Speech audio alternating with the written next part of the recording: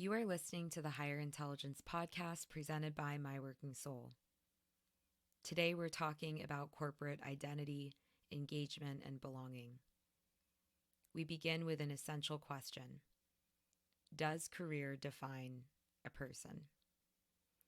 In a world dominated by social media and a compare-me culture, it's easy to forget that each working soul is so much more than a job title. We are all unique and multifaceted individuals with dreams, passions, and talents that extend far beyond the boundaries of any one role. Identity is an iceberg, and one's career is an extremely powerful tool to navigate the decisions of who we want to be. Through work, it's possible to find an identity, intellectual stimulation, status, and economic sustenance. Your career is not your identity, but there isn't anything wrong with deriving deep fulfillment from your work. Work can be noble and aligned with who you are and what you want in life. Ask yourself, how successful are you in aligning what you do for money and income with your values, beliefs, and motivating factors? It's not about your job title or how much money you make. It's about how you feel in the morning when you go to work. It's about the fulfillment you derive from making an impact. It's a choice. It's about the type of people you decide to engage with, the mode of engagement, and the sense of belonging you feel at home and at the office. I hope for all of you that someday you will have the opportunity to align your dreams with your income. When that happens, work truly becomes noble and life can be an integrated experience. You might still be on the journey to uncover what that purpose is for you, or perhaps you've changed your mind along the way. Personally, I consider this an eternal journey, knowing that I am also forever evolving and moving forward in life. We are all allowed to change our mind. Whatever the case, I applaud you for bravely embarking on a journey of self-discovery. Rest assured, exciting and impactful decisions lie ahead.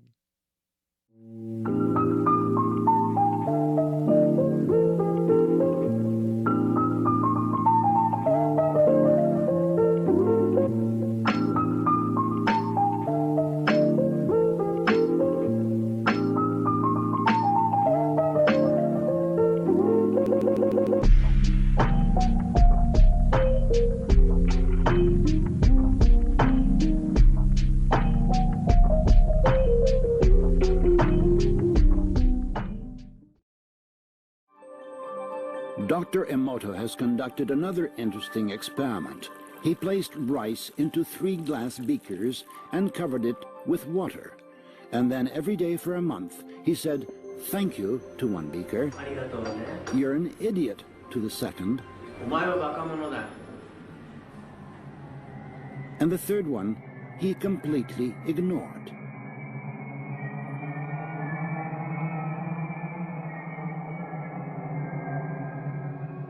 After 1 month, the rice that had been thanked began to ferment, giving off a strong, pleasant aroma. The rice in the second beaker turned black, and the rice that was ignored began to rot. Dr. Emoto thinks that this experiment provides an important lesson, especially with regard to how we treat children. We should take care of them, give them attention, and converse with them. Indifference does the greatest harm. Karin Kojima is the Director of People Operations at My Working Soul, with a genuine passion for growth, inclusion, and belonging. Fluent in the language of startups and high-growth industries, her ability to harmonize systems and optimize human happiness is unmatched. Our conversation serves as a blueprint, how to engage in respectful dialogue while remaining authentic.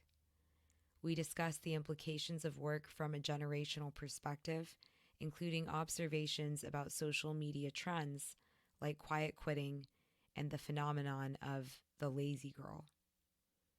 We also examine our experiences of American and Japanese work culture, commenting on the impact of societal norms in influencing behavior and what is perceived as acceptable. Along the way, we discuss employee engagement as a benefit and how to reconcile collective identity with individual freedom. Today, we are super excited to be speaking with Karin Kojima, who is the CEO of Happiness here at My Working Soul. Karin, we are so excited to have you on. Welcome. Hello, hello. Thanks for having me here. For the listeners at home, I want to be completely upfront and transparent at the beginning of this conversation. I am personally biased because I absolutely adore Karin. But Karin, so many things to talk about today, including My Working Soul, you and your professional journey. But I think it would be so beautiful to explain how we know each other. You want to tell our story? Yeah, of course. So Karin and I met, I don't know how many years ago is it? Like maybe, I want to say like about 5 years ago now. And we were both kind of pioneering the people space within a very new industry at the time, which was the cannabis industry in California. And at the time, like it was about pretty much 1 year since it was recreationally legalized. And we sort of got to know each other through the space and networked and, just started talking because, we one had kind of similar names and aligned background. We were both in the people space and we're really passionate, just people. So we got to connect and then over time cross paths in various ways. And then a few months ago, we were just chatting, and then she was like, "Hey, I'm working on this amazing thing called My Working Soul," and here we are today. So that's a little bit of our fun backstory, and I'm very grateful and glad to say that we got to connect and just one of those amazing connections that you just know off the bat you'll be really good friends for a long time. So really, grateful and glad that we got to meet each other, and here we are today. Okay, ladies and gentlemen, do you see why I adore this person? Because she's the most positive person that I personally have ever met in terms of like the workplace context, HR, people function. And on LinkedIn, it's not all the time that you have these ideas about people that are confirmed when you meet them. But Karin is one of those people where it was more than I could have ever hoped for. Not only is she just incredible on paper, but she's incredible as a human being. And that's why we love her. But let's talk a little bit more about our shared identity in terms of being Japanese American and also how that plays into our working style, if at all. I think that's a great question. I mean, I feel like your background and like cultural identity has a lot to do with, how you approach work and life in general. So my family and I, like, we moved over when I was 1.5 and grew up, for the rest of the time in California in the US. But both of my parents were like workaholics for sure. And that's like a very common, normal thing, I think, in Japan, for better or for worse. And growing up, I saw my parents both like working all the time, and like every now and then, like I get to see them like, out of work mode. But for the most part, like 90% of the time, they were working one way or another, especially, growing up in a different place, culture. And so, working hard has been very much like a part of like the DNA. And that's like what I grew up watching. And so that translated into like school and coming into the, like the workforce after graduating. It was just like how I knew how to best operate. And, that comes with its pros and cons, of course. But, I would love to hear a little bit about like how that resonates with you and if you kind of like relate to any of that as well. I just adore talking to Karin, truly. And you can tell we both have an interviewing background. Love Yes, it. yes, we do. I'm going to be quite personalized. I wouldn't go into this type of conversation in the same way with everyone. I talk about my Japanese heritage with people when they're not of Japanese descent. It's usually a conversation in tandem with my heritage as a Filipino and as a German and as a US citizen and American. And when I have an opportunity to speak with you, Karin, where we have this shared identity of being Japanese American and in California, no less, I tend to gravitate towards the challenging things for me personally in Japanese culture. And you alluded to it already when you talked about pros and cons. And I think Hmm. like the concept of the Japanese salaryman is something pretty universal. And for Hmm. me, I can't seem to always separate those Japanese qualities all the time from American qualities or even Filipino qualities, if, to use stereotype language.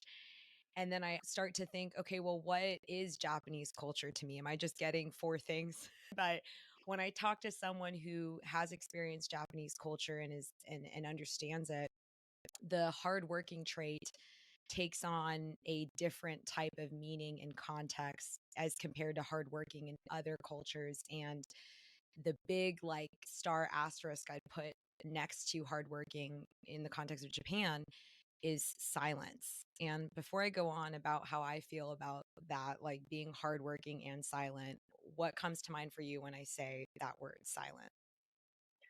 I think it's a lot of suffering, like kind of suffering in silence is kind of what I think about, but kind of just like keeping your head down and like, very much not being out and about and like, sharing that out, I would say.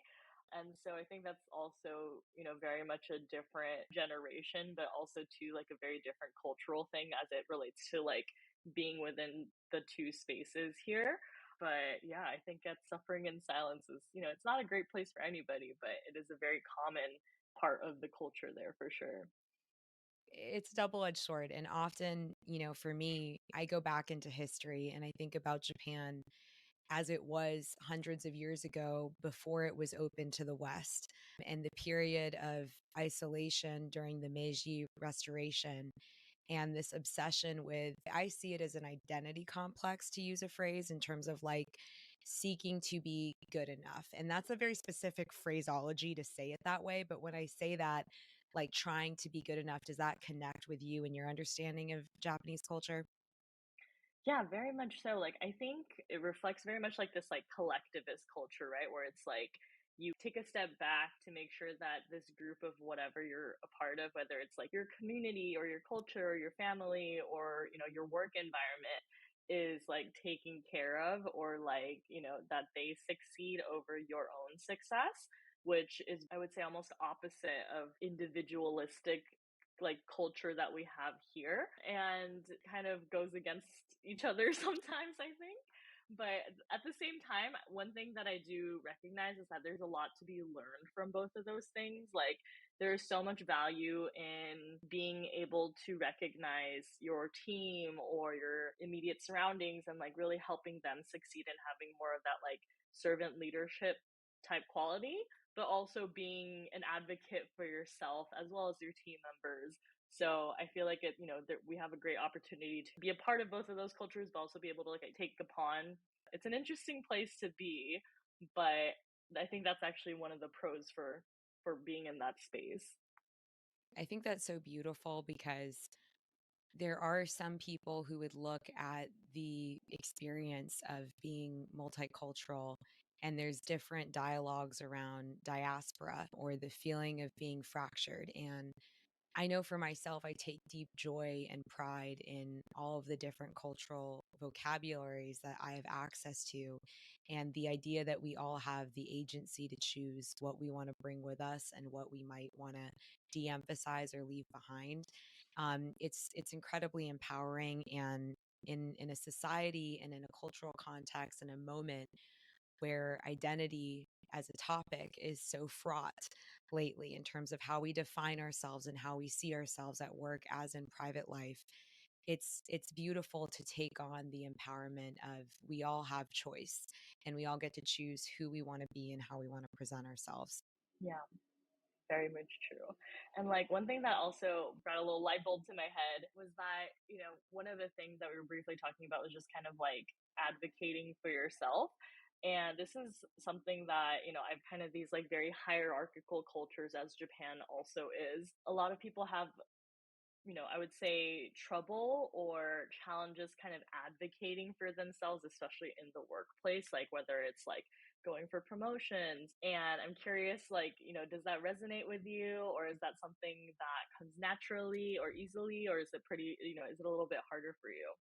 We're similar in these beautiful ways that brings me such deep comfort. So, short answer, yes, absolutely. Mhm. And I rely on my differential cultural identities to help me navigate that. So, like, if I was just thinking in a Japanese cultural context at work, it's about putting your head down. And I'll bring up the Japanese people that I'm intrigued by. There's a writer named Yukio Mishima, and he was up for, I believe, like the Nobel Prize for literature. It's rumored that an elder came up to him and said, hey, so and so deserves that award and we actually really need you to step down. And he did. And this is a rebellious figure in Japanese culture. So I've always gravitated towards the exceptions, so to speak, that negated things. And Yukio Mishima as a figure negated so much of Japanese culture. I'm pretty sure he was what was known as a draft dodger. He had a wife, but he identified for a point of his life as homosexual. So there's like different pieces of, I'll call them restrictive cultures that offer opportunities to expand. So if I'm thinking like, oh, I'm Japanese, I should put my head down and not be overly interested in promoting myself. But then I'll find something in history like, well, that person didn't do it and that person's Japanese.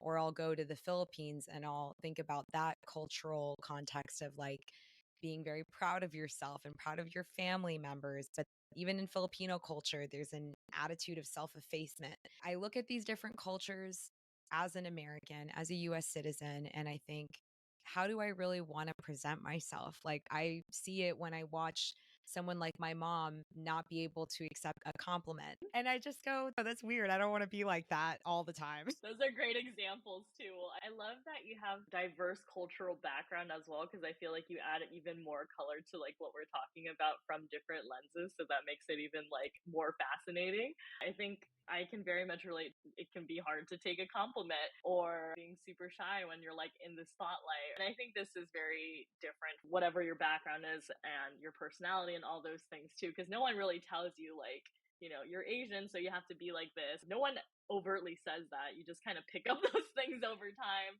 There's also personality differences, but it is interesting to me to see that trend, especially I think specifically in Asian women leaders in the workplace. Like I think it's a muscle that you need to work out and practice. Definitely working on that. And I get a lot of practice with Karin of giving each other great compliments around just like, hey, like you did this super well, or like this looked really great. And us, being shy of receiving the compliment, but being like, okay, here's an emoji. So Yes, yes. And we've been talking recently about a potential client that is a Japanese company with a predominantly Japanese origin team.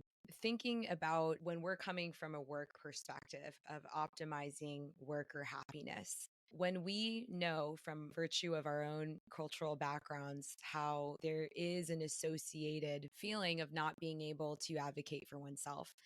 And now we're looking at it from a client perspective of, okay, how can we optimize work for this type of employee population? What are the markers that you would identify, being of Japanese descent yourself, that would be so important and specific to a predominantly, I'm going to say, Japanese American employee population? So I think there's multiple layers to it, but I think especially for a Japanese American workforce that is located in the US, this is really interesting because it's like multifaceted. But I think traditionally a lot of Japanese companies really put an emphasis on productivity as the basis, which doesn't necessarily equal employee engagement or happiness. It's kind of like, how productive can we be and how like efficient can we be?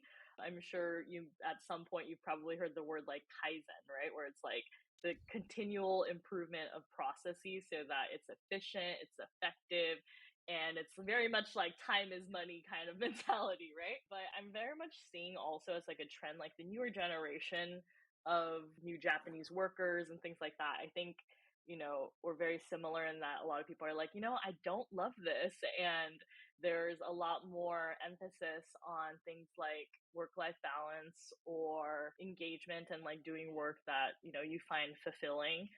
And also, work life balance in the sense of like, not just having work and having life, but things that are very pivotal in someone's life, like childbirth, childcare, etc.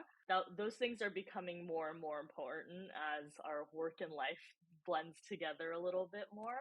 And so I think, especially now, I think the more overall benefits and things like that are a lot more important. They're still a little bit behind in terms of like, mental wellness and programs of that nature within the corporate environment.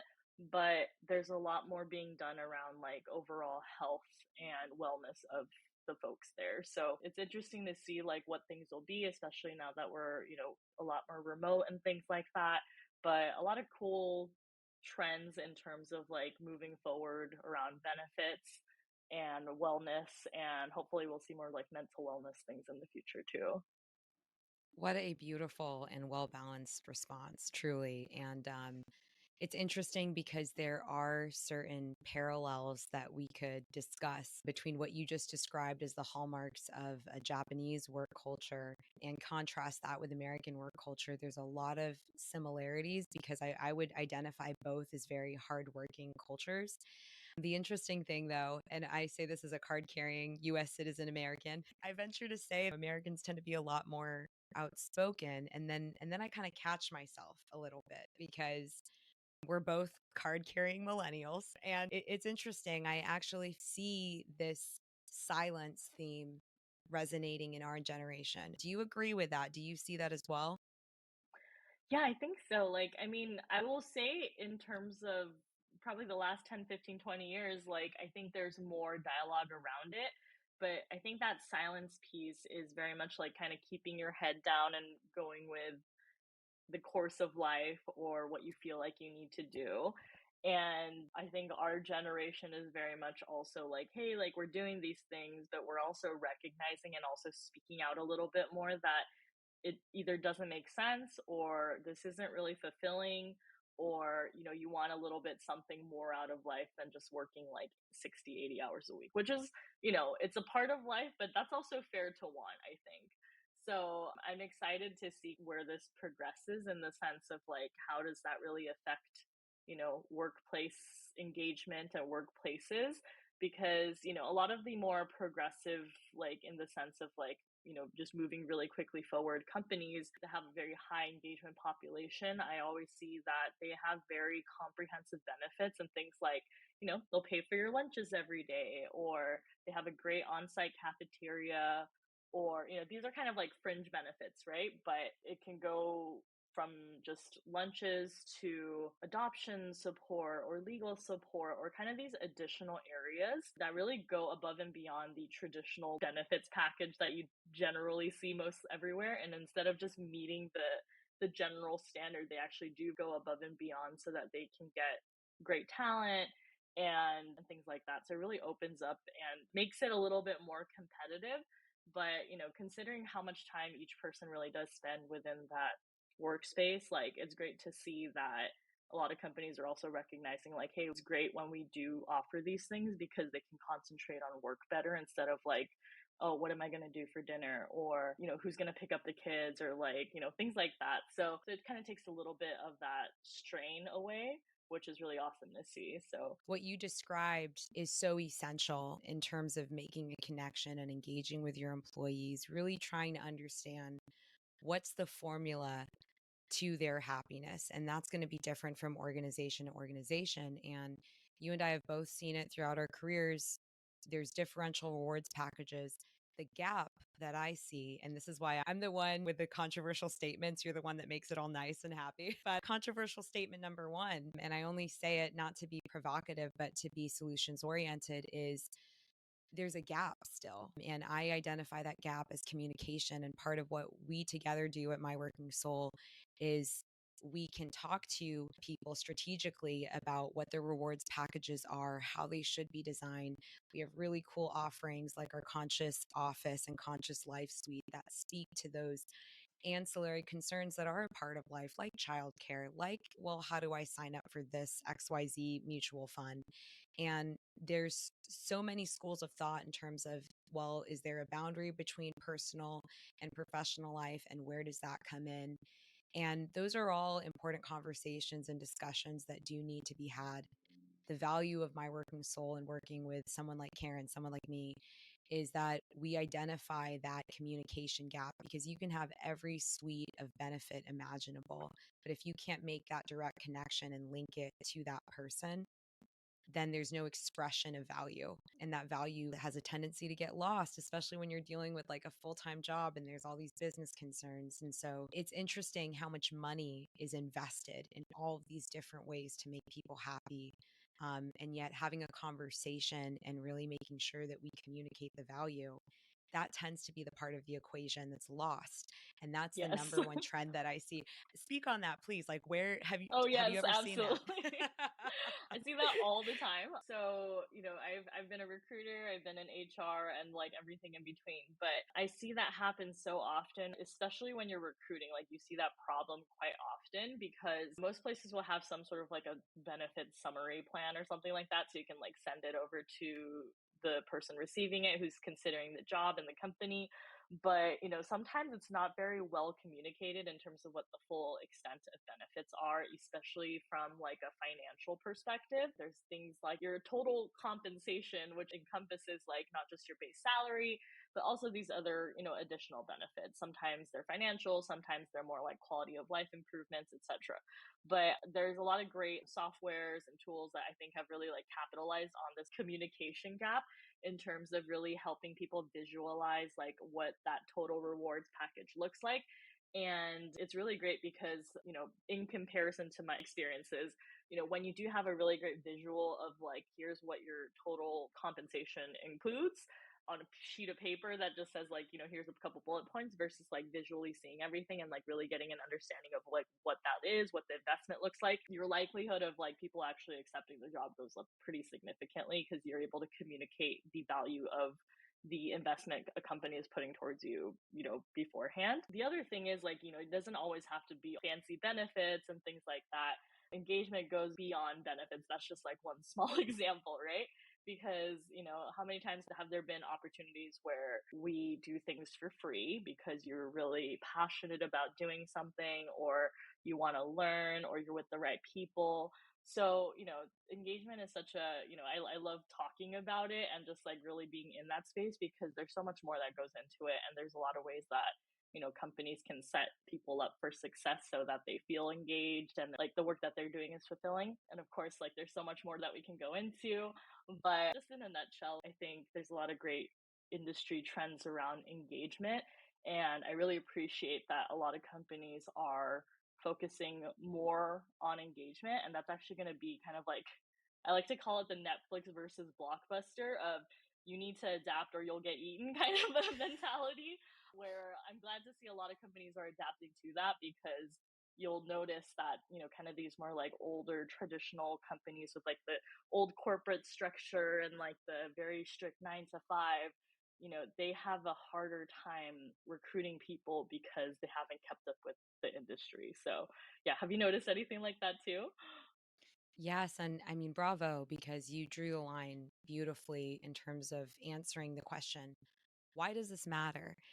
Because a lot of people hear employee happiness and they're like, well, what does that have? How much money is that going to cost? And how much money is it going to bring in?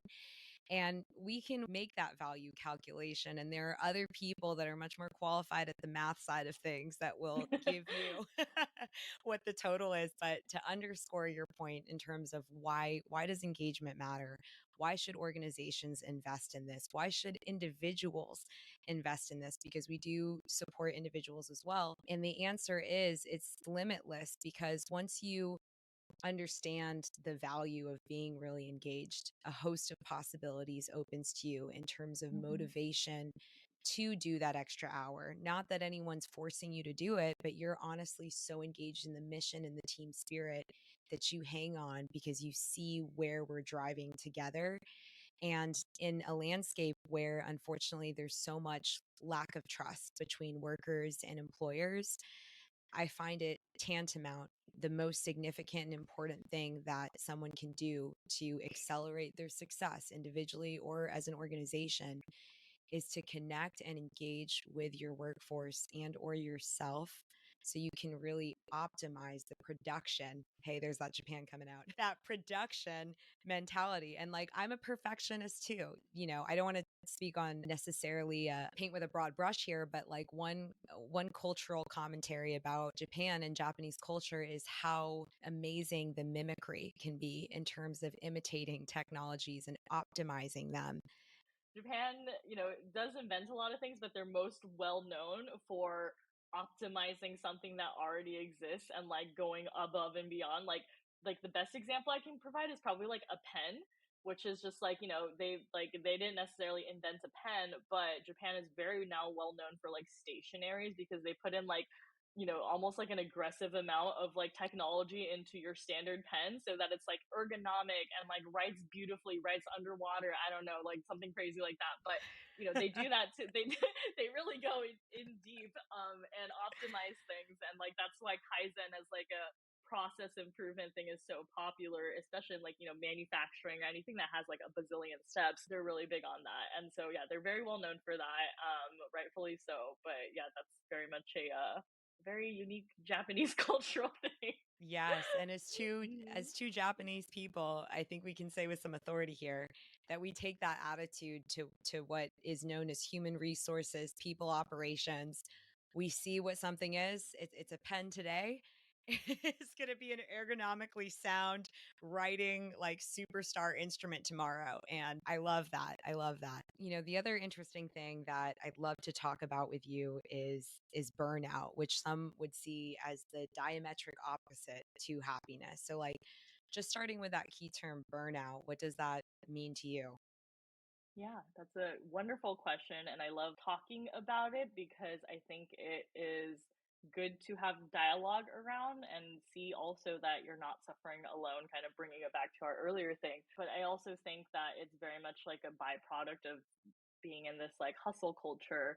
And so burnout, generally, at least in my definition, has a lot to do with like, you are so overextended that you cannot you're like you're physically either just like not able to like keep up with the pace of things of how it used to be. Usually that, in my experiences, that comes from just like overburdening yourself with like, you're like, I'm gonna do all 10 projects in 3 months or something crazy like that.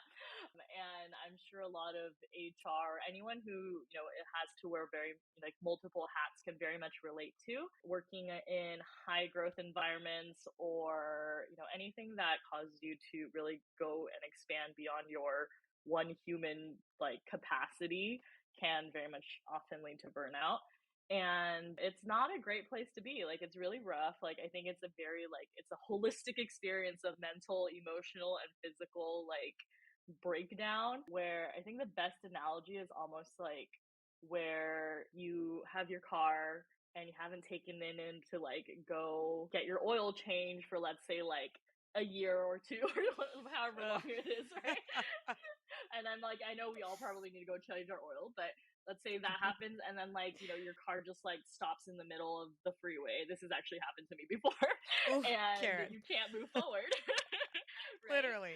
And Yeah. like literally, like actually literally, and your car doesn't move and you're stuck there, and you're like, wow. And then you're contemplating your life choices, like, oh, maybe I should have like made the appointment to go do the oil change a few months ago. So um, existential. Yeah. exactly, like it extends, yeah, and then you think about your like existence and all that stuff. But I think especially coming out of this post-COVID world, like it was a very real experience for so many people. And so yeah, I think it's great, it's important to talk about because it goes very hand in hand with engagement and with the workplace. But have you ever experienced burnout? I have experienced burnout, and I often like to think about it on different levels. So, like, what does burnout mean at the executive level, at the senior management level, at the individual contributor level? And I look at it using those differential lenses because as a leader, it's my role and my purpose to also be identifying when other people are at that burnout level or when they're close to it because we want to prevent them from ever even getting there. So I've seen it as an observer, from an HR perspective, also from a manager direct report perspective. And then for myself, I'll be completely honest. I personally have to tell myself, hey, are you burned out right now? Because I love what I do so, so much. And it's really tempting to, when you have an entrepreneurial mindset, to take everything, even a hobby, and turn it into a business. A couple of years back before the burnout, like the hardcore burnout stage, like there was some sort of calm in the chaos of the work I was doing. So like work felt calm in a sense to be doing something that you're like, okay, there's like a clear like beginning and end. But I think one of the biggest journeys I've had like throughout COVID and like navigating after burnout was really untying my identity from being like a worker or an HR person or recruiter, whatever my job title was, from the work that I was doing, and being like, my productivity does not equal like who I am as a person or like your worth and things like that, kind of get very tied up together. It's really hard to undo and it comes back in different ways. But that's actually been a huge key to helping unlock, I think, being able to like properly rest. And that has a lot to do with like, taking accountability for myself of being like, okay, I'm not taking care of myself very well. Like, what are things you can do, etc. It's very hard to rest when you're like, I don't like puzzles. I don't like, the coloring books are pissing me off. So I totally get that. I feel you. Yes, and identity and understanding that, one's worth and one's value does not equate to the job title you have or how much money you're Hmm. making. And I'm sure so many people listening right now can resonate with that. And that brings me to the next topic that I'd love to try your ear on here, because we have these, I don't like to call them trends because I hope they're not, but I think they are trends. Like there's these Instagram labels, there's the quiet quitting phenomenon, and then there's, I think it's called lazy girl phenomenon. But what are your thoughts on both of those phenomena right now? And That's a how good does it connect to question. burnout? These Yeah, concepts. I think both of those things are actually a byproduct of how common burnout has become, and that's kind of the response. So I think both of them have a lot to do with like, burnout as a whole, but burnout specifically coming from years and years and generations of people feeling like they're getting taken advantage of, and in the sense of like your compensation versus the time you're putting in versus being really like taken advantage of, and not feeling like they're putting in does not equal what they're receiving from whatever their employer is. But this is like very, generational trends, right? So I think it's a very much a response to that. And I think it's actually really interesting to see it on like TikTok or Instagram or whatever, because if you really do kind of like see some of the content around it, like one thing that I remember seeing was like there was someone who was considered like a top performer or a very high performer, got really good feedback. And after not really receiving a performance bonus increase, did an average job for the rest of the time. And, average is not a bad thing. Like, average is great and it like keeps things going. And so he adjusted his work performance to match his compensation. And then later on, like, had a conversation with his manager and team, and they were just like, we noticed that you're not performing as high as you used to. And he gave an extremely logical, reasoning for why he was doing so. And, they were kind of just in shock, because that's a very intentional thing that you need to do. There's nothing you can really argue to that either. It's like, it was, I thought it was really, interesting to see that. But I very much think it's like a social response to what's been happening for a really long time. So I'm curious to see where it goes, and like I want, I find it interesting to see that's the direction we're headed. But yeah, how do you kind of like resonate with some of those, like the content around that right now? I honor everything that you just said to the nth degree, and I'm going to call you the sun one more time. You had a very non controversial statement to that, explaining where that might root from. And you're very, in my words, I'm going to use these words, I find you to be very charitable. With honoring that perspective, as also a card carrying millennial who has experienced burnout in multiple contexts, I find it personally so inauthentic and quite frankly disrespectful to act in that way. And I say this as a, as someone who's been an entrepreneur, a small business owner who's recruited for a lot of different organizations. And I say this with all the respect and honor to the people that don't feel appreciated. Yes, that happens. Don't feel like they're being upskilled or prioritized. They feel unappreciated and they are absolutely not happy. And I honor that.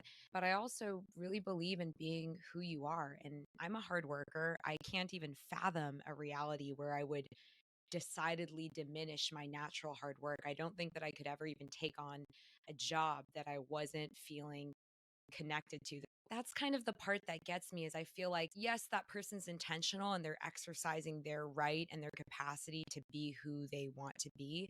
But I'm always like, just be yourself. And if you're a hard worker and you contribute value, contribute value. And then I use the word disrespectful because raised in a capitalist society. I'm a card carrying capitalist as well, just by virtue of, having an LLC and being in business.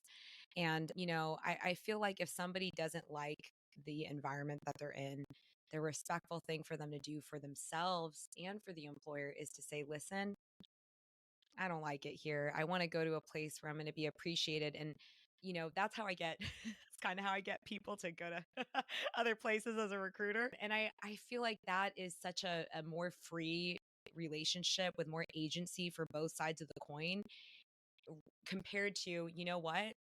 I don't even want to have a conversation. I'm just going to quiet quit. And last thing here, because you talked about some of the content you've seen, and I'd love to have you expand on that. I'm not really on social media, but I've seen like one where it's this person and they seem very pleased with themselves.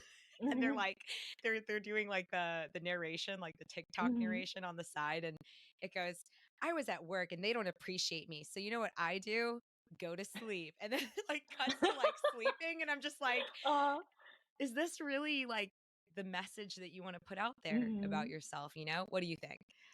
I do agree that professionalism and like, acting and communicating with respect, the disrespect you feel also just kind of goes to show your character in terms of how you like to conduct communication. That of course is very, differs across generations and people.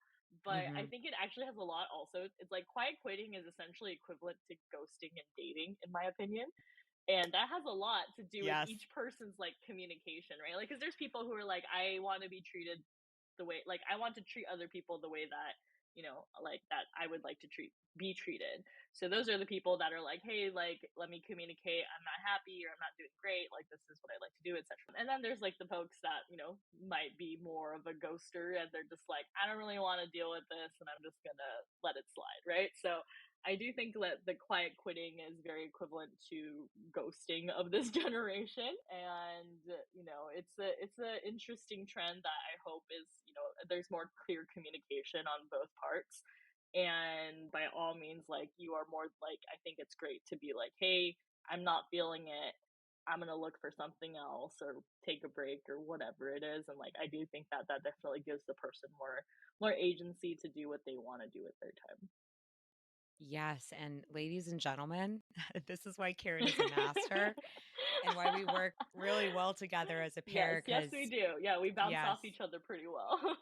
we do. And for my working soul, being that we care about the working souls of employees, workers, and also we care about the working souls of the employers and the organizations, and finding strategies to get both parties to communicate, and resonating with the generational aspect of it. It does sadden me that I feel that a lot of our generation, and I venture to say also Gen Z and successive generations, I think that especially with the advent of artificial intelligence, there is a de-emphasis on being able to communicate in a dialogue format. And that's so different than other generations. And I don't want to throw the baby out with the bathwater in terms of innovation, appreciating diverse communication styles. Like there's such positive things for AI in terms of enabling people who might have lost the gifts of hearing or speech and enabling them to communicate with us. I think there's so many positivities there, but I also care about retaining the value of direct face to face communication.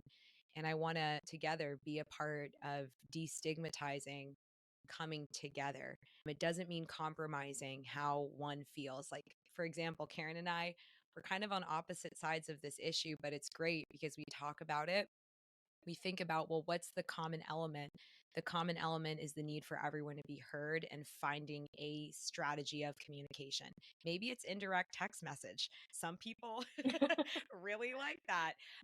Other question before we kind of wrap this up, talk about Mindful Threads Collective, ghosting. I love, I love that connection you made there. And this is a bit of an aside, but is ghosting ever a good thing? I think it's very much one of those gray area things because, for example, here's the example where it's like it's maybe okay is like, if you're talking with someone and they're not very, maybe they don't have the most logical or like realistic responses or are like volatile, and you're just like the best thing to do is maybe just like leave this person alone because they're not responding to the logical, like, hey, I'm not doing this or this is not working for me very well. And I think a lot of ghosting happens because of that like anticipation of bad response or like not wanting to confront it. It's like it's very passive, right? But I think it has a lot to do with just like kind of wanting to avoid conflict. And like one thing I read this somewhere, but essentially kind of like that millennial and beyond generation are we're more texters than we are like, hey, let's have a face-to-face meeting about this. So that really affects work life, dating life, etc. And it's really interesting to kind of see those like differences and like how they show up in the way that like we communicate in all these different ways. You are so much more pragmatic than I am. Because for me, I honestly can't stand this about, generation, millennium, and beyond. I love that phrase because I'm a direct communicator. I fall under that group of, say it like you mean it, to quote Wendy Mm-hmm. Williams, one of my faves. And I feel like there's so many opportunities that get missed for other Mm-hmm. mediums. And Yeah. but I'm going to give some like room to because I'm a bad texter. And that's why I rely on people. I rely on people like, hey, Karin, like, what are you doing? Because I don't like to be on my phone. I like to be Mm-hmm. present in the interaction that I'm in. And there's nothing wrong with my approach or other people's approach, but how are we going to understand if we don't talk to each other about it? And Mm-hmm. that's the gap that sometimes I feel like our generation, it might work well, like from millennial to millennial because we have context. But when we're going to millennial to Gen X or whatever Mm-hmm. they are, or boomer, that's where it's like, there's really only one way out of this tunnel that we're in together, and it's by Mm-hmm. holding hands. Yeah. Very like important thing that like, it's always so funny because there's so many LinkedIn articles about like generational communication, right?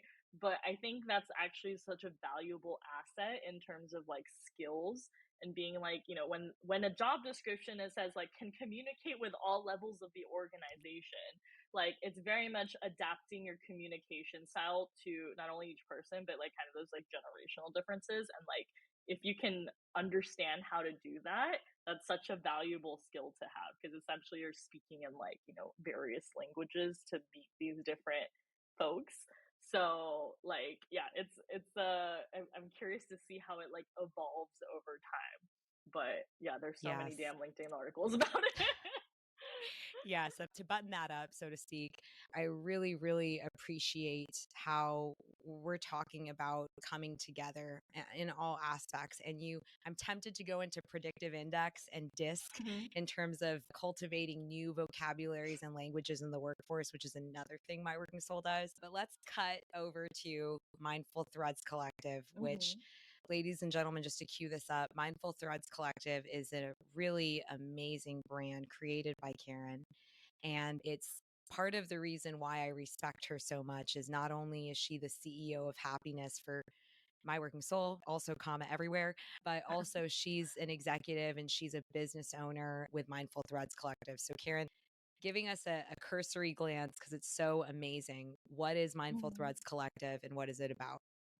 Yeah, thank you for queuing it up super nicely. But it's also great that everything we talked about really kind of transitions nicely into this because everything we talked about from engagement to burnout to wellness and all of that really is kind of what I put my heart and soul into Mindful Threads Collective. It's a lovely little apparel brand that I made over the time after I was burnt out. So it's like, it kind of really falls into what we've been talking about.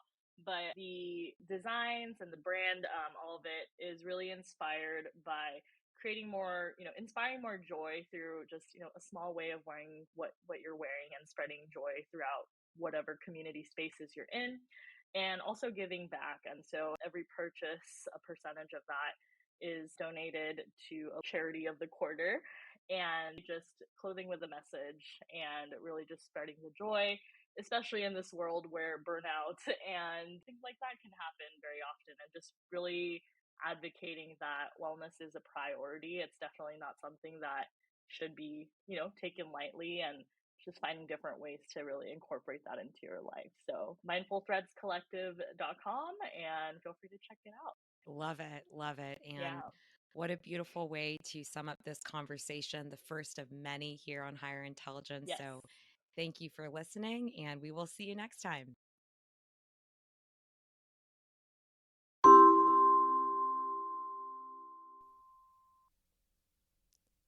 This experiment conducted with rice by Dr. Masaru Emoto demonstrates that words and intention, engagement, has a strong impact on outcomes and results. This experiment illustrates the significance of engagement as a key facet of a successful work culture. Yes, we risk an incredible amount when we engage with others. Whether we are a candidate, an organization, or a hiring manager, it takes effort to meet someone where they are and truly put in the work of getting to know a fellow human being. Engagement is a huge component of employee experience and plays a large role in how employees perceive their employer. Negative engagement, or simply a lack of engagement overall, can lead to feelings of isolation and alienation, perhaps even a negative association with the entire team. This is why it's crucial to make that effort. Start a conversation and include your voice in the negotiation of your own corporate identity.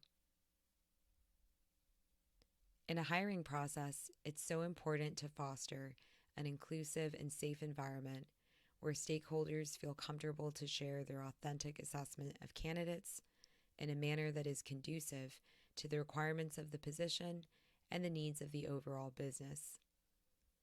Continuous interview coaching and workshops in corporate communications support the development of functional vocabulary that effectively conveys essential messages in a respectful fashion. Recognizing the potential bias that all humans are susceptible to, probing questions and insights to be gained from coaching allow for thoughtful reflection of the impact of one's actions, leading to increased emotional intelligence at every level of an organization. For individuals at work, your job is not who you are, and the amount of money you make doesn't define you. We don't need to feel completely happy or even satisfied with where we are today in our career to feel satisfied in our overall existence. We don't need to identify with how we currently obtain income, but we can be grateful and we can dream. We might try engaging in small, manageable ways to work towards the dream that aligns with our desired standard of living and quality of life. We are all allowed to be flexible, and depending on our own boundaries, possibilities can be limitless. With that said, it's important to recognize that no one is coming to change your life except yourself. It seems glamorous to have a fancy job title and earn a lot of money to gain recognition and status for whatever you're doing at the moment. In reality, success is not glamorous, and it requires a lot of hard work. Sometimes you will even work for free with no guarantee of anything in return. We all must work. So if you're not feeling recognized or fulfilled with where you're at, stop waiting. Don't spend another day working towards something you don't believe in. Create the life you want, emotionally engage with the existence you want, and invest in the effort it takes to get there. We all start from different places. The important thing is to begin. This has been Higher Intelligence, a podcast presented by My Working Soul. See you next time. Learn more about My Working Soul by visiting myworkingsoul.com. And don't miss an episode. Subscribe to the show on YouTube and follow us on LinkedIn, Instagram, and Facebook.